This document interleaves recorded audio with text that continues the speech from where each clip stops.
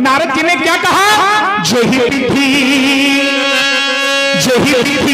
होई नाथ हिंद मोरा और करहु सोफेगी दास में तोरा। मैं आपका दास हूं, हमारा हित जैसे हो आप वो करिए। तो परमात्मा ने हित से कम किया कि ज्यादा किया? ज्यादा किया, कम नहीं किया, ज्यादा किया। और तुम्ही ने पढ़ा, जही विधि हुई है परम हित, हित नहीं परम हित।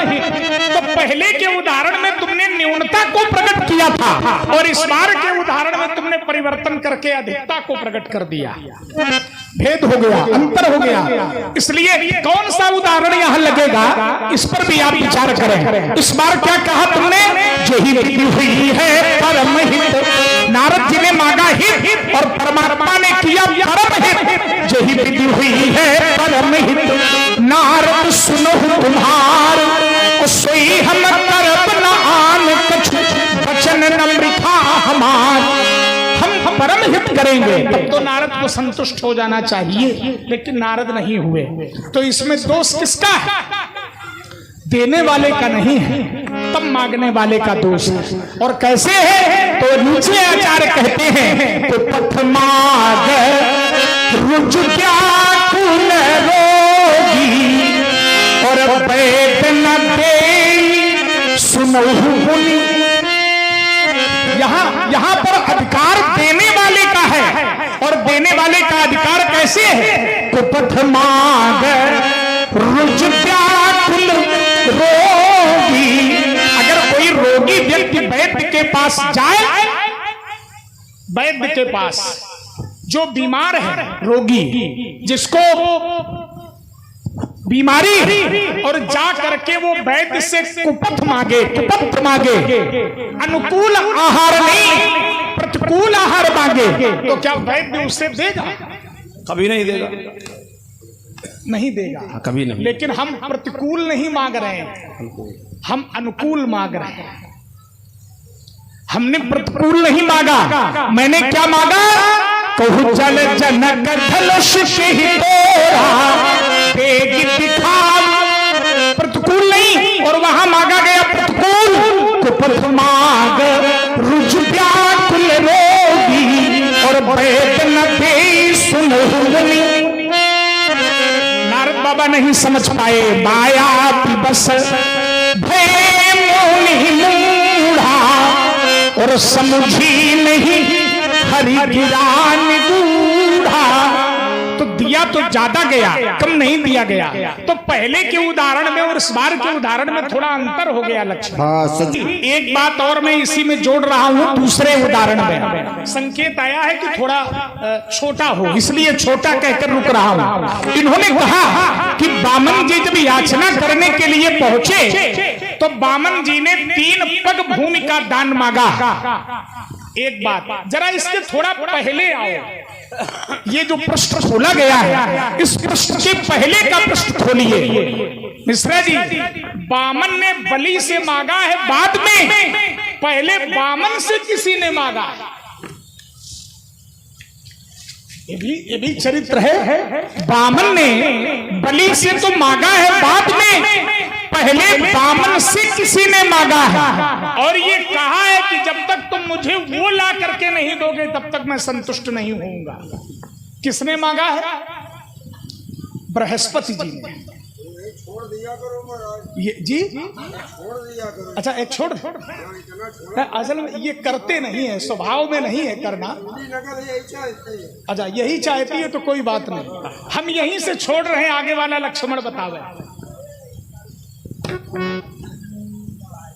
हरि देखिए, विषय छोड़ने का पकड़ने का नहीं है। फिर हम कह रहे हैं, देखो छोड़ने की बात अगर करोगे तो बृहस्पति जी ने मांगा है, उससे पहले भी जो मांगा गया है वो किसी ने मांगा है। कहाँ देख रहे हो? वही बताई है, असल बीच में थोड़ा आप भी आए हो ना, तो इसलिए हमने कहा कि बात हो जानी चाहिए। और देखना, हमारी बात ध्यान से सुनिए। इसके भी पहले जो मांगा जा रहा है वो किसी और ने मांगा है, लेकिन एक अंतर है, मांग उसी की है जो मांगा गया और जो मिला, और जितना मिला मांग उसी की थी। लेकिन ये तीन पग की चर्चा ध्यान दीजिए न बृहस्पति जी की है। जैसे महात्मा जी ने एक बात रखी, कथानक तो जोड़ दिया आपने, लेकिन बृहस्पति जी ने मांगने की चर्चा की है कि तीन पग तुम मांगो, यह चर्चा नहीं है। इसके पहले भी जिसने मांगा उसने मांग तो रखी है कि हमें यह चाहिए, लेकिन तीन पग चाहिए। देखो चर्चा जहां की हो। अच्छा चलो थोड़ा सा एक छोटी सी परखी लगा रहे हैं। हाँ। इसी बामन के प्रसंग में अब चूंकि ज्ञानू भैया बीच में आ गए, आ जाए बीच में हो जाएगा। ये शिवली है, कहा उन्होंने भक्त भी आनंद लेते हैं, तो एक थोड़ी सी छोटी सी जांच, अभी तो ये है नहीं मेरे स्वभाव में, लेकिन फिर भी बामन के प्रसंग में किसने कितनी बार मांगा, किसने कितनी इस प्रसंग के अंतर्गत जो प्रसंग उठा है बामन का, इसमें कितनी बार याचना हुई? भाई याचना तो बामन की है। नहीं हाँ सही बताओ। नहीं अब कितनी बार इस प्रसंग में, पूरे प्रसंग में सही है नहीं है याचना कितनी बार है? नहीं तो ये किसने मांगा? अब ये तो कितनी बार हुई तो चर्चा बढ़ती जाएगी, क्योंकि अब यहाँ बात खत्म नहीं हो रही बृहस्पति जी से। हमने कहा इसके पहले भी मांगा गया।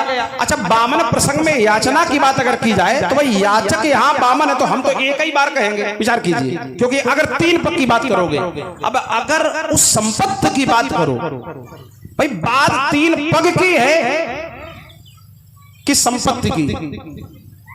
भाई विषय ये है, मांगने का तो चरित्र है। अब आप गिने होंगे, पहले हमने नहीं गिना, इसका कोई विषय नहीं है, लेकिन विषय ये है कि बात मांगने की है कि बात तीन पग की है। नहीं किसने कितने बार मांगा तो ये तो ठीक है, क्या मांगा हमारा ये विषय है। भाई जैसे आपने कहा कि यहीं छोड़ दो, तो हमने कहा ठीक है छोड़ दो, लेकिन जिन्होंने मांगा तो क्या तीन पग भूमि की याचना की? भाई बात शब्दों का खेल है यहाँ पर, यहाँ विषय और कोई लड़ाई तो है नहीं, शब्दों का खेल है। तो तीन पग भूमि की याचना की चर्चा थी, और वही चर्चा हमारी आपकी चल रही है। मांग तो वहीं से चल रही है, जो देवलोक की चर्चा है वहीं से मांग चल रही है। फिर आदित्य का दृष्टांत आ जाएगा, इसके पहले बलि का दृष्टांत आ जाएगा, विचार कीजिए। तो कहीं समुद्र मंथन का दृष्टांत आ जाएगा। तो मांग तो आरंभ से किसी न किसी से किसी उसी तत्व के लिए, उसी राज्य के लिए की जा रही है, और उसी के लिए अवतार हुआ है, हेतु भी वही है। लेकिन तीन पग का जो चरित्र ये कितनी बार है? अगर इसका कोई हो तो भाई वो तो ठीक है। अब मेरी ओर से एक बार कहा गया है, और संपत्ति मांग की बात तो बहुत बार प्रमाणित हो जाएगी इसी कथा में जिसकी चर्चा हो रही है। और आइए नारद जी की बात, अब थोड़ा रुकिएगा यहाँ पर। एक बात नारद जी की आई थी, और अगर तीन पग भूमि कई बार मांगी गई हो तो वो फिर आपका अनुभव हो सकता है, आपका भी हो सकता है, क्योंकि आप बीच में आए हो। ठीक है, तो दोनों लोग अपना अपने क्रम में बता दो। तो महाराज यहां हमने दो अंतर कर दिए, देवलोक की संपत्ति, पृथ्वी का राज्य, या तीन पग भूमि। इन दोनों विषयों में थोड़ा अंतर रखना पड़ेगा कथा वस्तु को लेकर। और नारद जी की बात आई तो आपने कहा कि मांगा गया 10 और दिए 15 ना 10 मांगा 15 कहां दिया? मांगा क्या गया? अब फिर आइए वहीं पर उसी नारद में क्या मांगा गया? तो कहा आपन रूप देहु प्रभु मोही, अपना रूप दीजिए, आपने रूप देहु प्रभु मोही। ले आग लगा के चले गए। आपने रूप देहु प्रभु मोही, अरे आने भांति नहीं पावो ओही। आपन रूप देहु प्रभु मोही, आन भांति नहीं पावो मांगा क्या गया था? उनका रूप। और दिया क्या? क्या दिया? नहीं दिया। मुनिहित तारण कृपा निधाना। अगर मांग की बात की जाए, परमात्मा ने परम हित किया। अब परमात्मा में न्यून कम मांगो तो भी ज्यादा मिलता है, तो परमात्मा का स्वभाव है। लेकिन इसको आपने दर्शन से जोड़ा, और दर्शन से आप जोड़ रहे हो कि परम हित कर दिया। लेकिन जो मांगा गया, जिस लिए मांगा गया, जिस समय मांगा गया, वो मांग नारद जी की उस समय पूरी क्यों नहीं हुई? और एक बात, अच्छा कुछ कही दो। इसलिए पूरी नहीं हुई क्योंकि नारद जी ने सशर्त मांगा। नारद जी की मांग में सशर्त लगी है। नारद जी ने क्या मांगा है? आपन रूप देव प्रभु मोही, आन भात नहीं पावो ओही। लेकिन इस मांग में शर्त क्या लगी है? जही विधि नाथ होई हित मोरा, करो सुबेग दास में तोरा। अब देखिए जरा, मांग में लगी है शर्त, और शर्त क्या है? जिससे हमारा हित हो वो आप करिए। बस अब नारद जी ने मांगा, लेकिन मांगने में शर्त जिसमें हित हो, तब परमात्मा ने कहा कि जही विधि हुई है परम हित। अब नारद सुनो तुम्हार, सो हम करब न आन कछु बचन न बृखा। हम अब थोड़ी देर के लिए रुको। बहुत सुंदर बात आपने कही है, लेकिन हमें ये कोई बताए कि नारद अगर ये न कहते, बहुत छोटी सी बात है, नारद अगर ये न कहते कि जय विधि होए नाथ हित मोरा, ये बात नारद न कहते, तो क्या भगवान नारद को हरि बना करके विश्व मोहिनी से विवाह करा देते? क्यों ना? तो छोटी सी बात है। नहीं, ये नहीं, क्यों ना कहते वाला विषय नहीं है। अब आप क्यों ना कहते? भाई नारद हमारी बात स्वीकार करो, और नहीं तो ये न कहो कि अगर न कहते। भाई ये तो हम इसलिए कह रहे हैं कि नारद यदि ये न कहते, क्यों न कहते? बहुत जगह जौ लगा है, बहुत जगह जौ लगा है मानस में। क्यों लगा रहे हैं? जय बहुत जगह लगा है। उसको समझो यार, तो तर्क नहीं बनेगा। ठीक है, तर्क बनेगा। हाँ। ये मत कहो कि अगर नारद न कहते। ये है, नारद ने कहा है, मांग में भी, याचना में भी एक शर्त लगी है कि हमारा जिससे हित हो फिर आप वो करिए। आप जो मांग रहे हैं वो आपके हित में नहीं है, ध्यान देना। और आप ये भी कह रहे हो कि जो हमारे लिए अच्छा हो आप वो करिए। मांग तो हम ये रहे। अब थोड़ा तो देने वाला क्या करेगा? देने वाला अगर आपका हितैषी है तो आपको वो देगा जिससे आपका हित हो। लेकिन इसके पहले की अर्धाली क्या है? भाई नारद जी ने जो मांगा, इस वरदान में मांग नहीं है। आपने स्वीकार किया, एक शब्द दिया नया कि शर्त है, इसमें मांग नहीं है। मांग है वहां, यहां मांग नहीं है। यहां तो ये कहा गया कि जय विधिनाथ होई हित मोरा। लेकिन नारद की जो वास्तविक मांग है, जो नारद की आंतरिक मांग है, तो फिर वहीं पर आइए। तो क्या नारद अपना हित उस समय समझ रहे हैं कि बंदर बनने में मेरा हित है? भाई विषय ये है, सच्चाई से अगर संवाद हो, हाँ सच्चाई वाला, ईमानदारी वाला, तो नारद क्या उस समय समझ रहे हैं? बताओ। मांगने वाला समझता हो या न समझता हो, लेकिन देने वाला भली प्रकार समझता है कि मांगने वाले के लिए क्या देना चाहिए। ये मांगने वाला नहीं समझ रहा कि जो हम मांग रहे हैं उससे मेरा हित होगा या अहित होगा, लेकिन जो देने के लिए खड़ा है वो ये जान रहा है कि मांगने वाले का हित किसमें है।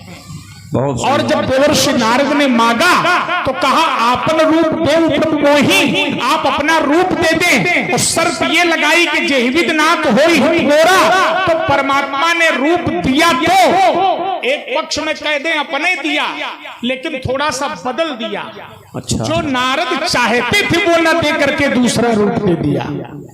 मरकट वदन भयंकर देही, ये दे दिया। लेकिन वास्तविकता यही थी कि देवर्षि नारद जो चाहते थे, देवर्षि नारद को वो नहीं मिला, क्योंकि माया से ग्रसित है, मूढ़ है। लेकिन परमात्मा ने वो दिया जिसमें देवर्षि नारद का हित था। बस अब थोड़ा यहां रुकने की आवश्यकता है। आपने कहा कि नारद जो चाहते थे वो नहीं दिया, लेकिन वो दिया जिसमें नारद का हित है। ऐसे ही समझ लो कि आप जो उत्तर चाहते हैं, धनुष किसने तोड़ा, वो न दे करके हमारे भैया ने वही दिया है जिसमें आपका हमारा क्या हित है? अरे अब होगा कुछ, अगर उन्होंने दिया है क्या हित है बताओ ना हमें। अब वही बता, अभी बताओ ताकि खुले। ये कह रहे हैं 12 खुले तो हम आगे बढ़ेंगे। ऐसा है, तुम्हारे भैया ने जो कहा उसमें हमारा क्या हित है? हाँ अब ये बात यही बताओ, उसको पूरा पूरा करते जाओ। देखिए अब हमारे भैया को आप क्या मानते हैं, पहले ये विषय आएगा तब हित की चर्चा होगी, क्योंकि वो अनहित कभी किसी का करते नहीं है। अब आइए, एक शब्द आपने दिया था और वो शब्द ये था कि अगर कोई व्यक्ति रोगग्रस्त विकारग्रस्त हो, और अर्धाली भी पड़ी थी, कुपथ मांग रुज व्याकुल रोगी, तो वैद्य न दे सुनो मुनि जोगी। तो बोले वैद्य नहीं देता, तो नारद को रोग है, नारद को उस समय रोग है। कौन सा रोग है नारद जी को? विवाह का रोग है। विवाह का रोग है, बड़ी समस्या है। नारद जी को रोग है अहंकार का, अहंकार से आरंभ हुआ है और उसी के कारण फिर अनेक शाखाएं बनती गई हैं। और अहंकार कैसा रोग है, ब्याजी संभाले। तो कहा अहंकार अधुख दे दमयुआ, और दंभे कपटे मदमान निहला। और इस समय भी स्थिति वही है। महात्मा जी को भी एक रोग है, अब ये माने न माने, लेकिन एक रोग आता है। यदि महाराज क्रोध में न हो तो हमारे भैया बता भी सकते हैं धनुष किसने तोड़ा, साफ साफ नाम बता सकते हैं, पिता का नाम बता सकते हैं, बाबा का नाम बता सकते हैं, वंशावली बता सकते हैं, ठीक है। लेकिन समस्या ये है कि ये क्रोध में, और क्रोध है रोग। बोले कैसे? तो व्यास जी तो कहा काम बात कपलो भे अपारा, और क्रोध नित छाती जा। क्रोध पित्त, काम नहीं है, लोभ नहीं है, पर क्रोध है, और क्रोध पित्त नित छाती जा रहा। और एक बात बताएं, ये रोग हैं तो सब में, अब कहो ये कही ना कि हम में तो नहीं है, पर क्रोध को रोग कहा गया उसी विषय में। और समस्या ये है कि होते ये सब के हैं, चूंकि ये मानस रोग हैं, नाथ कहू अब मानस रोगा, और जिनते दुख पावई सब लोगा। अब मानस रोग कछुक में गाय, हैं सबके लख बिरले। महाराज जी ये वहां की स्थिति और यहाँ की स्थिति में थोड़ा अंतर है, बस रोग का अंतर है। लेकिन अब रोग तो है, भले क्रोध का हो, वहां अहंकार का था, विचार कीजिए, तो वहां भी थोड़ा अंतर है, यहाँ भी थोड़ा अंतर है। अब ये हम नहीं कह रहे हैं, क्योंकि ये कहने का भी समय नहीं हुआ है कि वहां देने वाला और यहाँ कहने वाला एक ही है, ये हम नहीं कह रहे हैं। ये तो समय के आधार पर ये विषय है। चलिए, एक तर्क लक्ष्मण ने दिया कि परशुराम जी हम अभी ये नहीं कहेंगे कि वहां देने वाला कौन है और यहाँ कहने वाला कौन है। ठीक है, कहना भी नहीं चाहिए, मर्यादा में रखना चाहिए उसको। लेकिन एक बात अच्छी नहीं है, तुमने कहा कि देवर्षि नारद भी रोग से ग्रसित है, कुपथ माग रुज व्याकुल रोगी। कौन सा रोग है व्यास जी महाराज, कौन सा रोग है? तो कहा नारद जी को अहम का रोग है। अच्छा, ये रोग आया कहां से? कहां से आया रोग? नारद जी की बात अभी कर रहे हैं, अपनी बात बाद में करेंगे, इसी से जुड़ती हुई। नारद जी को रोग जो आया है ये कहां से आया है? आइए जरा, भगवान शिव से जब मैया ने पूछा तो भगवान शिव ने कहा, क्या कहा भगवान शिव ने? बोले बिहसी महेश तब, बोले बिहसी महेश तब, ज्ञानी मूढ़ न कोई, और जब जही जस रघुपति करहि सो तस तेहि छन। ये अंतर है। देवर्षि नारद जिस रोग से ग्रसित हैं वो रोग है अहम का, और उस रोग के देने वाले कौन? जब जेहि जस रघुपति करहि, लीला के लिए, माया के लिए, वहां पर उनकी लीला का प्रतिपादन है। लेकिन तुमने कहा कि आपको भी कोई रोग है, तो हमने कहा परशुराम तो ब्रह्मचारी हैं, ब्रह्मचारी को कौन सा रोग हो सकता है? और नारद जी को तुमने कहा अहम का रोग है, परशुराम को क्रोध का रोग है। व्यास जी महाराज, परशुराम ही संसार में एक ऐसा महात्मा है जिसे क्रोध का रोग नहीं है, रोग नहीं है। क्यों? कोई एक कहे कि सूर्य में ताप का रोग है, तो सूर्य में ताप का रोग नहीं है, सूर्य में ताप का तेज है। तो जैसे सूर्य में ताप तेज के रूप में है, वैसे ही परशुराम में क्रोध तेज के रूप में है, ना कि रोग के रूप में। बन नहीं रहा ये। और तुम कह रहे हो कि जब क्रोध हट जाएगा तब उत्तर मिलेगा, क्रोध बना रहेगा तभी हम यहां से उत्तर लेके जाएंगे। उत्तर तो क्रोध में मिलेगा, बाद में भले ही उसको हमारे द्वारा निवारित कर दिया जाए। इसलिए व्यास जी महाराज, एक दोहा में पढ़ रहा हूं अपने चरित्र का। एक है क्या, क्रोध शरीर पर व्याप्त होता है, और एक है कि शरीर क्रोध पर व्याप्त होता है। शरीर क्रोध पर भारी होता है, और एक है क्रोध शरीर पर भारी होता है। हमारे लिए क्या है? शांत देश करनी कठिन, मरनी न जाई स्वरूप, धनी मुनि तन जन वीर रस आए जहां सब धूप। उत्तर मिलेगा, वीर रस में यदि उत्साह का भाव न हो तो फिर वीर रस की पहचान कैसे होगी?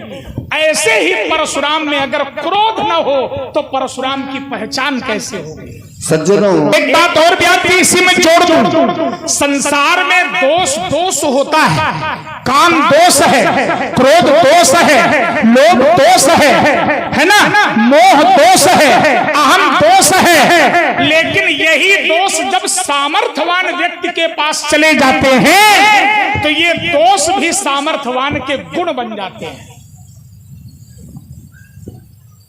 तुमसे जुड़कर उत्तर होगा। जो सामर्थ्यवान व्यक्तित्व है, अगर उसके पास दोष भी चला जाए तो वो दोष भी गुण बन जाता है। परशुराम के जीवन में अगर क्रोध है तो वो क्रोध दोष के रूप में नहीं है, वो क्रोध तेज के रूप में है। क्रोध तेजा आत्मानं परमं ध्यायेत् ध्येयं खट्शक्तिभिर्युतं विद्या तेजस तपो मूर्तिम निमं मंत्रमुदाहरेत्। तो यहाँ पर क्रोध दोष के रूप में नहीं, यहाँ पर क्रोध रोग के रूप में नहीं, यहाँ पर क्रोध तेज के रूप में है। जेहि सुभाय, क्रोध में व्यास जी कोई किसी का हित नहीं करता, और यहाँ क्रोध में भी हित की दृष्टि है। जेहि सुभाय चितवई हित जानी, दूसरे को लग रहा है लेकिन अंतः दृष्टि क्या कहती है? जेहि सुभाय चितवई हित जानी। सुभाय से जिसको हित जानकर देख रहे हैं उसे ऐसा जान पड़ता है कि मैं मानो मेरी आयु पूरी हो गई। तो दूसरे के लिए हाथ तुम्हें लगेगा और लगना भी चाहिए, लेकिन हमारे लिए वो क्रोध रोग नहीं, हमारे लिए वो क्रोध तेज है, हमारे लिए वो क्रोध आभूषण है, सामर्थ्य। गंगा जी में जाने कितने नाले मिलते हैं, मिलते कि नहीं मिलते? मिलते हैं, चाहे कितना गंदा पानी मिल जाए, लेकिन गंदा पानी तब तक है जब तक वो गंगा जी से मिला नहीं है। भले ही वो गंदा है, बहुत गंदा है, अपेय है, लेकिन जब वो सामर्थ्यवान से मिल जाता है तो वो अपेय भी पेय हो जाता है। क्रोध रोग है, लेकिन जब वो परशुराम से मिलेगा तो फिर रोग नहीं, वो तेज बन जाएगा। ये तो उसको तुम रोग क्यों कह रहे हो? उसको तुम और मैं आजन्म ब्रह्मचारी ब्रह्मचर्य व्रते स्थितः जरा मरण व्याधि माने रोग, व्याधि माने रोग, उससे तुम्हें परे हो। और जब रोग से परे हो तो रोग हमारे जीवन में कहां से आ गया? इस व्रत के प्रभाव से। जरा जरा माने बुढ़ापा, मरम मरम माने मृत्यु, और व्याध दो शब्द हैं, आदि और व्याध। तो व्याधि नासार्थम ब्रह्मचर्यम पाले, मैंने अपने जीवन से इन तीनों को समाप्त कर दिया है। जरा माने बुढ़ापे को, मरम माने मृत्यु को, और व्याधि माने रोग को। तो फिर हम क्रोध को रोग कैसे मान लें? इसलिए जाओ कहीं गुल्ली डंडा खेलो, तुम हमारे चक्कर में न पड़ो। देखिए बहुत सुंदर बात आई है, अब ध्यान से सुनिए। हर क्रोधी व्यक्ति से जब ये कहोगे तुम क्रोधी हो, तो ये नहीं कहता है कि मैं क्रोधी हूं, स्वीकार नहीं करता है। वो यही कहता है कि हर गलत बात पे हमें क्रोध आता है, स्वीकार नहीं करेगा कि मैं क्रोधी हूं। यही कहेगा कि गलत बात पर हमें क्रोध, लेकिन मैं कर रहा हूं। हाँ देखिए, और महात्मा जी अपने मन से प्रश्न कर लिया, अपने मन से उत्तर कर लिया। हाँ ये भाई ये तो मनमुखी वाली बात हो गई। बोले क्या? बोले समर्थ को नहीं दोष, गोसाई समर्थ का बोले दोष नहीं होता, लेकिन समर्थ है कौन? रवि, पावक, सुरसरी की नहीं। इनके प्रमाण दिखते हैं।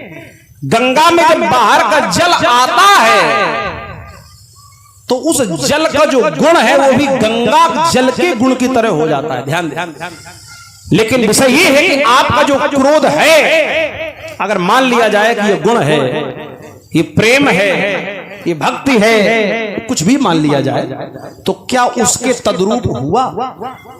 भाई यदि अमृत में विष मिल जाए और फिर भी विष अपना गुण न छोड़े, तो क्या माना जाएगा कि समर्थ है?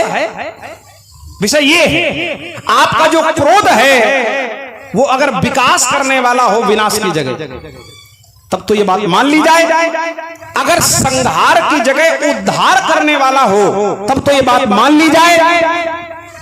लेकिन महाराज आप संहारक कहे गए, लेकिन उद्धारक नहीं कहे गए। संहार तो आपने किया, लेकिन उद्धार कितनों का हुआ? हाँ ये बात हो, आपने सहस्त्रबाहु को मारा, और अगर कहीं कोई ऐसी बात हो कि सहस्त्रबाहु को महात्मा जी ने मारा और इसके बाद उसको गोलोक धाम की प्राप्ति हो गई, तब तो आपका जो क्रोध है वो कहा जाएगा कि समर्थ के आधार पर है, यानी परमात्मा में जैसा क्रोध होता है और वह मोक्षदायी होता है। लेकिन अगर केवल मार ही रहे, उद्धार का कोई नामो निशान नहीं है, तो अब यहीं से समझ लीजिए कि आपका ये क्रोध जो है ये रोग के रूप में है कि तेज के रूप में है। और एक बात, बहुत सारी बातें आई हैं। गंगा जी का आपने उदाहरण दिया, और वस्तुतः ये उदाहरण भी जिसके लिए दिया गया है, ये किसके लिए दिया गया है मानस में?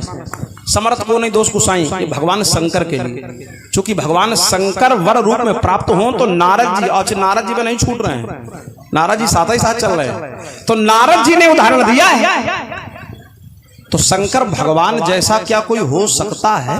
बस ये उदाहरण प्रभु के लिए है। हाँ प्रभु के लिए है, लेकिन प्रभु के लिए नहीं।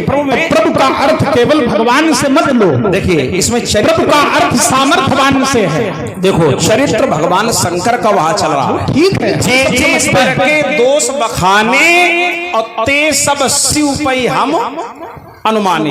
तो भगवान शंकर में दोष है, लेकिन वो गुण के रूप में है। विचार कीजिए, अगर जो विवाह शंकर सन होई, तो नारद जी कहते हैं दोषों गुण सम कह सब कोई। तो विषय ये है। अच्छा, आपका जो क्रोध है वो क्रोध के रूप में ही प्रमाणित है। अतिरिस बोले वचन कठोरा, क्रोध के रूप में। और अभी तक तो क्रोध की भी बात थी। मानस में एक जगह आपको अहंकार के रूप में प्रमाणित किया गया। कहां ब्याज जी संभालें, फिर मैं प्रमाण देता हूं। तो कहा भगवती के गर्भ रघुपति। अब देखो उदाहरण रघुपति का दो, बात भगवती की हो। ये समर्थ आदि का उदाहरण क्रोध गुण है। ये उदाहरण गंगा में जल मिलेगा तो गंगा जल बनेगा, ये उदाहरण है। लेकिन महात्मा जी में क्रोध है तो ये क्रोध गुण है, ये कैसे सिद्ध हो सकता है? विचार कीजिए। गुण बात अलग है और दोष बात अलग है। और यहाँ जो दोष के रूप में है उसका दर्शन दोष के रूप में ही ज्ञानियों ने किया है। मानस रोग में मैंने वर्णन किया कि क्रोध पित्त नित छाती जा रहा। एक बात महात्मा जी ने कही, बोले हम क्रोध ही करते रहेंगे, ध्यान देना इनकी बात पर, और क्रोध में उत्तर लेके जाएंगे। अब मैं भी आपसे कहता हूं कि जब तक आपके हृदय में दया का आविर्भाव नहीं होगा तब तक समस्या का समाधान नहीं होगा, चाहे जैसे हो। आज दया दुख दुसह, अब आगे की बात आगे छोड़ दो। जब इतना आगे का पड़ चुके हो तो और आगे वाला पड़, आगे छोड़ दिया।